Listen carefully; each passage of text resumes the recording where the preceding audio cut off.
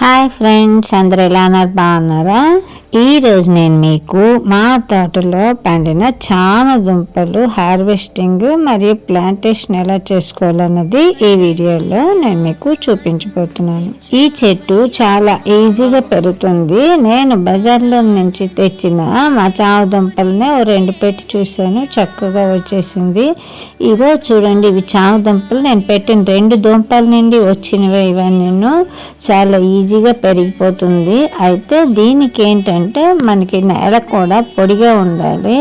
పాతేటప్పుడు కూడా మనం తీసిన తర్వాత 2 దుంపలు ఉంచుకొని అవే కానీ మళ్ళీ పెట్టేసుకుంటే మనకి నెక్స్ట్ అయితే ఇది కందజాతికి చెందింది కనుక కొంచెం చేతులు దురదలు పెడతాయి. ఇది ఎలా దురదలు లేకుండా వండుకోవాలో నేను ఆల్రెడీ ముందు వీడియోస్లో నేను చెప్పున్నాను. ఈ చామ దుంపలతో మనం పులుసు కానీ కూర కానీ వేపుడు కానీ ఏదైనా చేసుకోవచ్చు.